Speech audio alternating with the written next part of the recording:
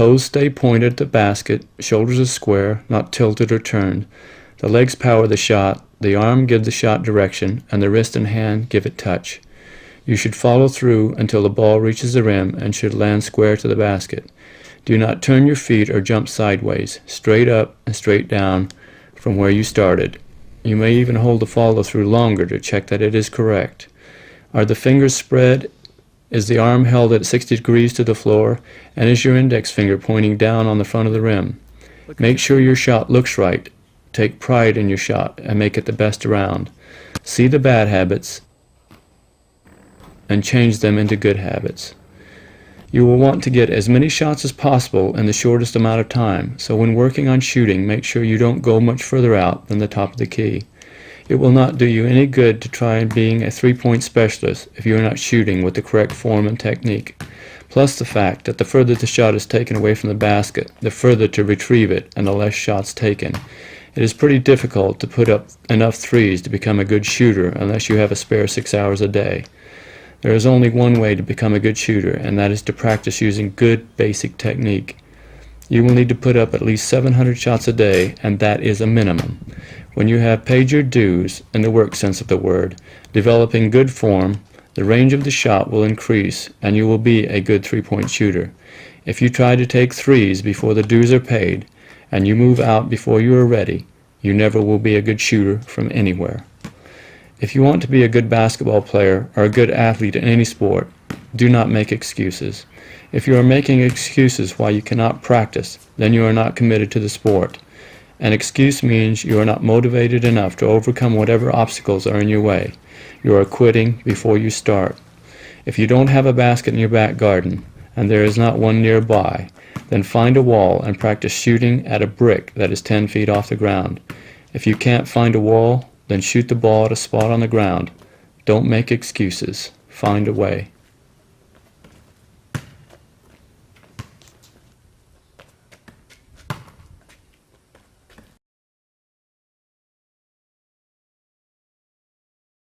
Make sure you know how to post up. Look at it yourself in a mirror or a window and make sure that you are doing it properly. To be posted up, you must have both of your feet in front of the defender's 2 feet. Back bent, knees bent, and as wide as you can make yourself, and keep good balance. Keep your arm bar and target hand up. Post up on the block and using a toss back or spin backs, catch in the quick stop, meet the pass. Always chin the ball when you are close to the basket and keep it there at all times except when you are going to shoot or dribble. If you are being pressured by a double team, then pivot away from the pressure, but keep the ball chinned. The word means just what it says. Hold the ball with both hands and press it right under your chin. Keep your elbows out, but do not swing them back and forth. Just protect the ball. Now with your knees bent and back bent at 20 degrees, drop step, then turn, bounce the ball, chin the ball, hop to the power box, and being square to the board, shoot the power move. Do 20 of these and then move to the other side and do the same thing. If you are not doing the move correctly, and I mean every aspect of the move, then slow yourself down and have an understanding of each part of the move. Form and technique first, then speed up the move and work on quickness. Know the difference between a pivot and a drop step. In a drop step, 1 foot moves first, then the turn of the body. With a drop step, you are trying to get 1 foot past the defender's foot. In a pivot, the body and the foot move at the same time.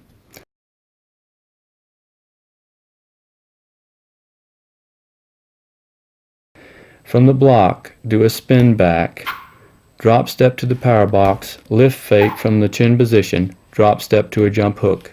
This is called a double drop step. Concentrate on not bringing the ball down below the shoulders when you shoot. Learn to take the ball up from the chin position.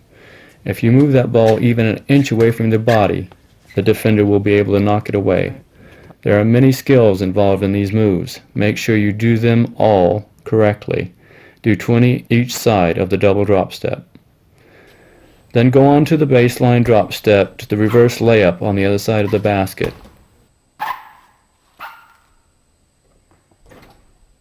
After you release the shot, move quickly to a rebounding position and put back with a power move. Remember to open out to give yourself more reach. You must go up to the shot from the chin position, Do not take the ball outwards, then up. Do 20 of these on each side.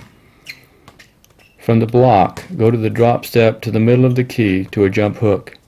Make sure you keep your back to the basket. Try not to turn side on. The key of inside play is being able to play with your back completely to the basket. Take 20 shots on each side with each hand.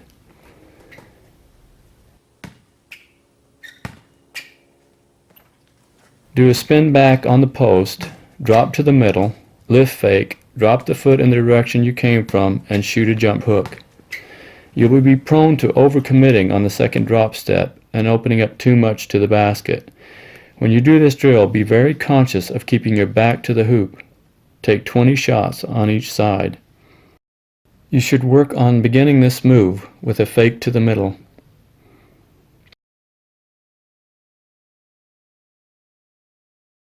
Now move off the lane about 10 feet and face the other sideline. Toss the ball into the middle of the lane, jab step, and cut to the ball and catch, chin, and shoot a 7-foot jump hook. Take 20 shots on each side.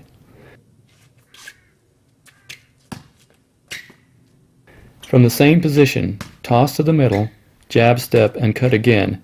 Catch, chin, and do a lift fake. Drop step back to the direction you came from. Bounce once, hop, and shoot a fully extended jump shot off the board. Make the cut from both sides, 20 shots each side. Shoot the jump shot with a strong hand.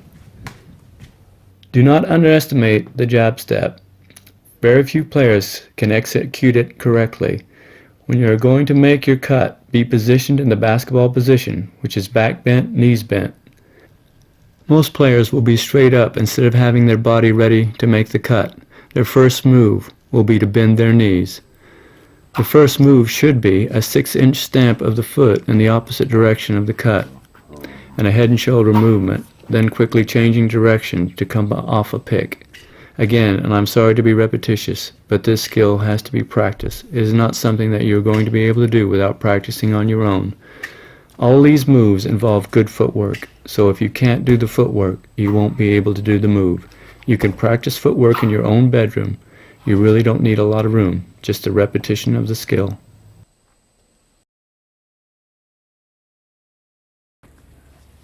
Position yourself at the free throw line extended on the 3-point line. Toss the ball on a spin back into the middle of the circle, a couple of feet above the free throw line. Jab step and cut to catch and shoot. Work on the quick stop or the 2-count stop into the shot. Try to get your feet set, squaring yourself to the basket as you catch the ball. To be an effective player, you will have to be able to catch and shoot and have a quick release shot.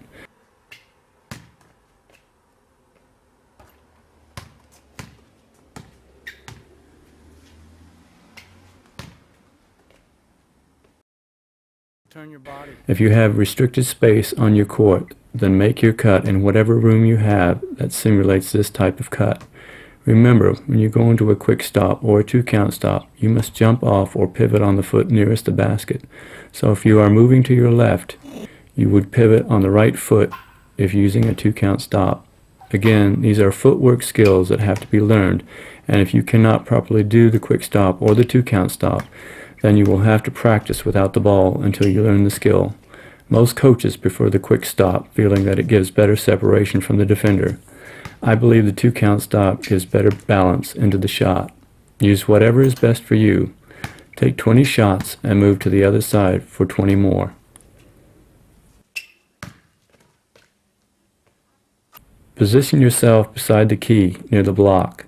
Toss the ball in a spin back to a point between the elbow and the free throw line and the 3-point line.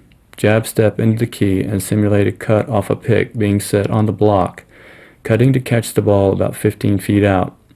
This is a banana cut or a curve cut to run onto the ball. As with all shots, make sure to get the ball to your shooting pocket as quickly as possible. Build the habit now, because bad habits are hard to break. Do not wind up into the shot. That would be to catch the ball at shoulder level, already in the shooting pocket, and then take the ball down below waist level, then lift it to the shooting position. That is totally wrong. It is not a quick release. Keep the ball even with the shoulders. Once you catch the ball, you want the least amount of movement for the ball into the shooting position. If you are what we call a streak shooter, one who can hit everything one day and the very next day you can't hit a thing, you probably have too much movement to the starting point of your shot. Take 20 shots on each side of the floor. The cut coming off the key on the baseline is the toughest angle to catch and shoot because of the distance you have to pivot or turn to face the basket. You may have to spend quite a bit of time on this skill in order to master the cut, catch, and shoot at this angle. It is difficult to square up to the basket and keep your balance when going into the shot. At first you will drift jumping sideways. You must make a real effort to go straight up and straight down on this shot. If you drift, you are shooting at a moving target and it is hard to adjust. Position yourself on the block. Toss the ball to the free throw line extended at the 3-point line. Jab step and cut to catch the ball in a quick stop. Take the ball to the shooting pocket and forward pivot into the triple threat position facing the basket.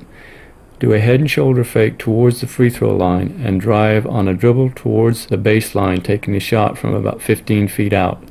The next time, repeat spin back, catch, pivot, triple threat, but this time fake towards the baseline and drive to the free throw line for the shot.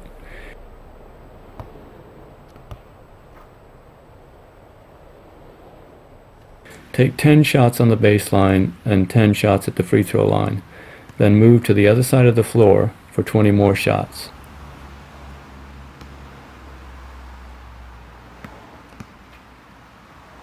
Position yourself on the block, toss to the free throw line extended, jab, cut, and when you catch the ball, immediately drop step with a dribble drive to the baseline for the shot.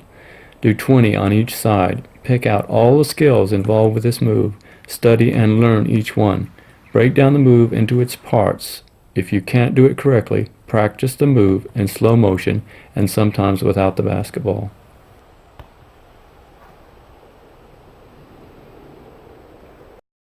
Start in the guard position 10 feet above the 3-point line just off center at the top of the key.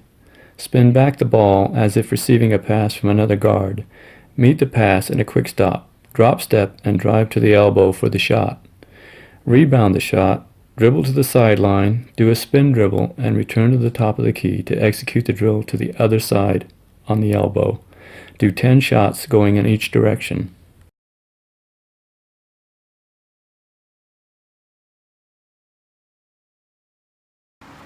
In the next drill, dribble the ball all the time that is in your possession. Start in the guard position off center at the top of the key. In a stationary position while on the dribble, stutter step to direct drive to the basket for a power move. Alternate the direction of the dribble drive each time you return to the top of the key.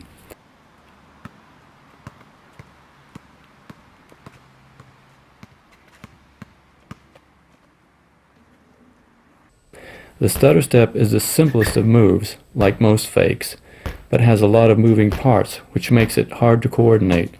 As you push the ball down to the floor on the dribble, you will stamp your feet right in their footprints. Opposite foot to the dribble hand first.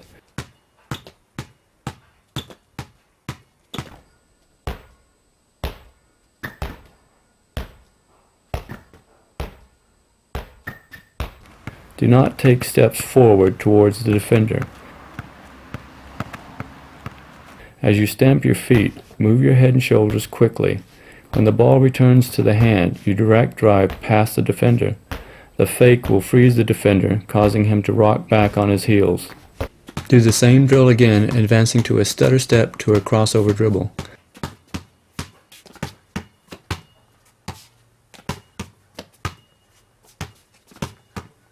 This time, pull up about 12 feet out and shoot a jump shot.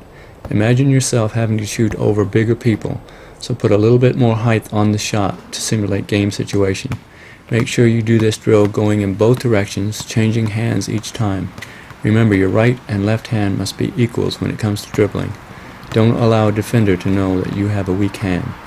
Do this drill from different areas on the court, anywhere in the perimeter above the 3-point line. Change direction using different change of direction dribbles, like behind the back, through the legs, and spin dribbles. Take shots from 12 to 18 feet.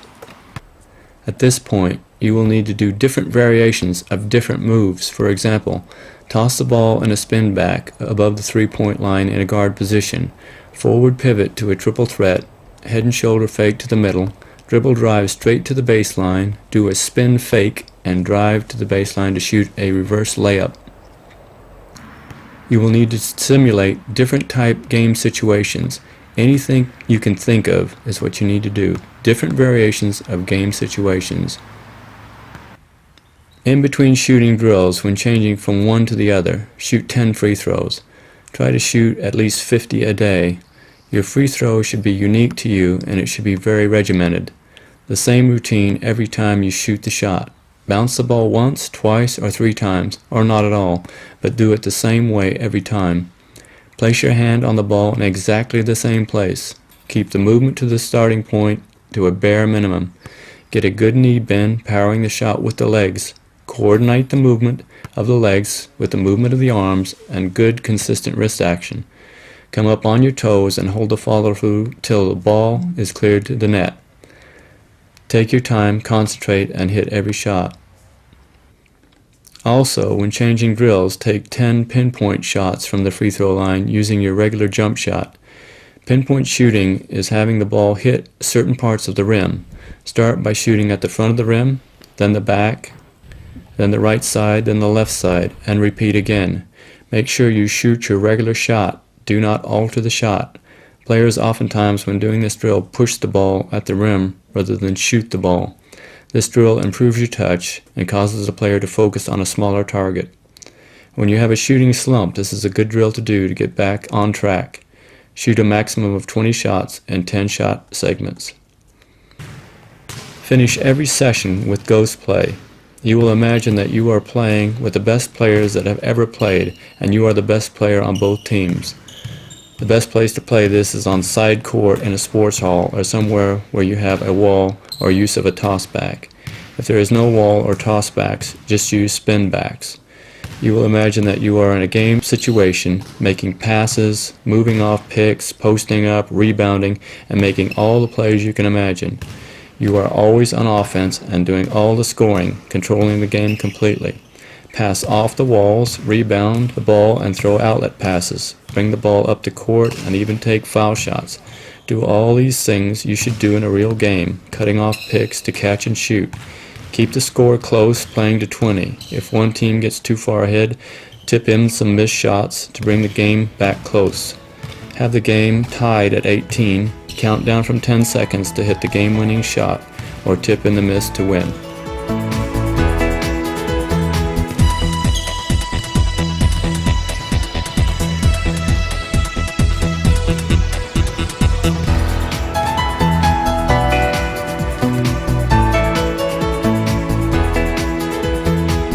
This is another of those skills which players don't feel they have to practice.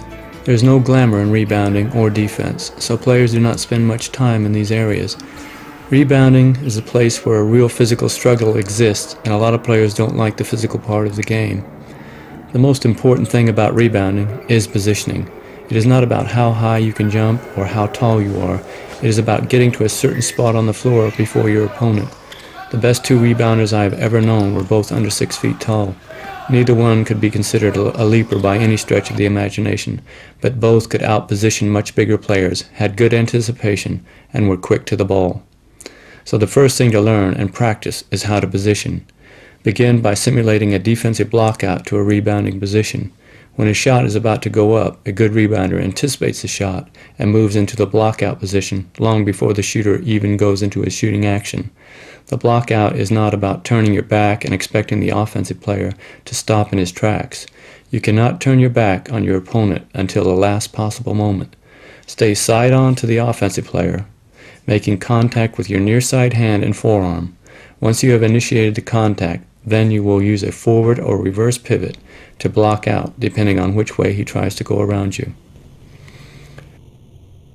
Get into a defensive stance off and towards the ball. Pretend a shot is about to be taken. Go find the man quickly and make contact to the blockout. A blockout is not about holding the man off the board indefinitely. It's about you being in between the man you are guarding and the basket when the ball comes off. But only half the job is done. The most important element is still left to do: gaining control of the ball for a rebound. Do the blockout simulation drill to the rebound on each side of the basket 10 times, alternating forward pivot and reverse pivot. As with any play near the basket, chin the ball after the rebound.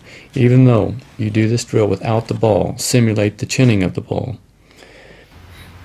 You will need to practice different scenarios to the rebound, like denying the ball at the wing, to helping out, and recovering to block out your man when the shot is taken, to rebounding the missed shot. When it comes to rebounding, most players will stand underneath the basket and watch the flight of the ball. Unfortunately, missed shots taken outside the key will not rebound off under the basket. You must be positioned at least 3 feet from the basket. Offensive rebounding is about anticipation, moving early, and staking claim on territory, taking an educated guess on where the ball is going and getting to it before the defense. As an offensive player, all you have to do, and your sole purpose as a rebounder, is to keep the ball alive by getting a hand to it. To be a good offensive rebounder, you have to condition yourself to go to the board every time there is a shot. In order to create the good habit of going every time, you have to do the repetitive drills to develop that habit.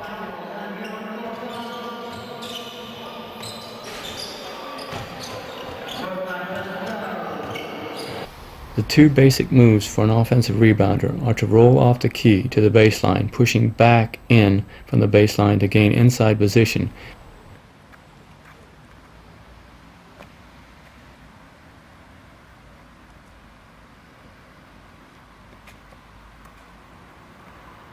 and to roll off a blockout to gain inside position. You should work on each side of the board, alternating between the baseline pushback and the roll off to the middle. Each time, get good rebounding position, knees bent, back bent, elbows up, hands open, and palms down. Jump and touch the rim twice each time you simulate the rebound as if you are tipping the ball. Do this 10 times on each side of the board.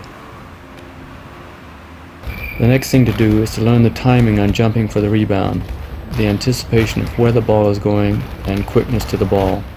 Standing about 7 feet from the basket, toss the ball up on the rim to simulate the shot, jump and rebound the ball. It is very important that the ball hits the rim like a shot.